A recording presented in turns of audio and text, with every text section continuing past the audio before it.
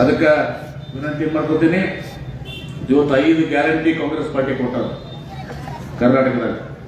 ಇವರು ಲಾಡಿಕೆ ಬಹನ್ ಅನ್ನೋದಲ್ಲ, ನಮ್ಮದೇ copy, Gruhalakshmi copy ಮಾಡಿ ಲಾಡಿಕೆ ಬಹನ್ ಮಾಡಿ. ನಮ್ಮಲ್ಲಿ 2,000 ರೂಪಾಯಿ ಕೊಡ್ತೀವಿ ನಾವು ಗೃಹಲಕ್ಷ್ಮಿ. ಇಲ್ಲಿ ಮಹಾಲಕ್ಷ್ಮಿ 3,000 ರೂಪಾಯಿ ಕೊಡ್ತೀವಿ. 3,000 ರೂಪಾಯಿ ಪ್ರಥಮಕ್ಕೆ ಅವ್ರು ಸುಳ್ಳ ಒಂದು ಅಡ್ವರ್ಟೈಸ್ಮೆಂಟ್ ಹಾಕಿದ್ರು ಪೇಪರ್ದಾಗ. ಇವರು ಅದಕ್ಕೆ ನಾವು ವಾಪಸ್ ಹಾಕಿ ಮಾತ್ರ ಮುಖ್ಯಮಂತ್ರಿ ಉಪಮುಖ್ಯಮಂತ್ರಿ ಸ್ಟೇಟ್ಮೆಂಟ್ ಕೊಟ್ಟರು. ಇನ್ನ ಒಂದು ವಿಚಾರ, ಮಹಾರಾಷ್ಟ್ರದವರು ಇಲ್ಲೆಲ್ಲ ಅದೀರಿ. ಈಗ ನಾವು ಮಹಾವಿಕಾಸ ಅಘಾಡಿ ಕರ್ನಾಟಕ, ಮಹಾರಾಷ್ಟ್ರ, ಆಂಧ್ರ ಪ್ರದೇಶ, ತೆಲಂಗಾಣ, ತಮಿಳುನಾಡು ಯಾಕೆ ಹೋರಾಟ ಮಾಡಬೇಕಾಗಿದೆ? ಸ್ವಲ್ಪ ಮಾಧ್ಯಮ ಮಿತ್ರರು ನಾವು ನೋಡ್ಬೇಕಿದೆ. ಮಹಾರಾಷ್ಟ್ರ ಇವತ್ತು ಕೇಂದ್ರ ಸರ್ಕಾರಕ್ಕೆ 8,78,000 ಕೋಟಿ ರೂಪಾಯಿ ಟ್ಯಾಕ್ಸ್ ಕೊಡ್ತದೆ.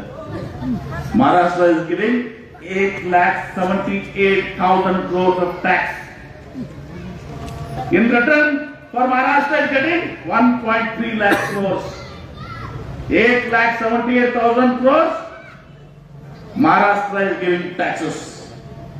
In return, Maharashtra is getting 1,50,000 crores. ऐसा ही कर्नाटक में भी है. ये बोलो तो 1 रुपये जो दे रहे आप, 1 रुपये ನೀವು ಏನು ಕೊಡ್ತಾ ಇದ್ದೀರಿ, ಅದು ಬದಲಿ ನಿಮಗೆ ಸಿಗ್ತಾ ಇರೋದು 15 ಪೈಸೆ. ಕನಿಷ್ಠ ಪಕ್ಷ 50% ಸಿಕ್ಕರೆ, 3 ನಿಮಿಷ ಇದೆ, 50% ನಿಮ್ಗೆ ಸಿಕ್ಕರೆ ನಿಮ್ಮ ಮಹಾರಾಷ್ಟ್ರದ ಎಲ್ಲಾ ನೀರಾವರಿ ಯೋಜನೆ, ಮೈಸಾಳ ಇರ್ಬೋದು, ರೋಡ್ ಇರ್ಬೋದು, ಎಲ್ಲರೂ ಕೂಡ ಮುಗಿಸ್ಲಕ್ಕೆ ಸಾಧ್ಯ ಆಗ್ತದೆ.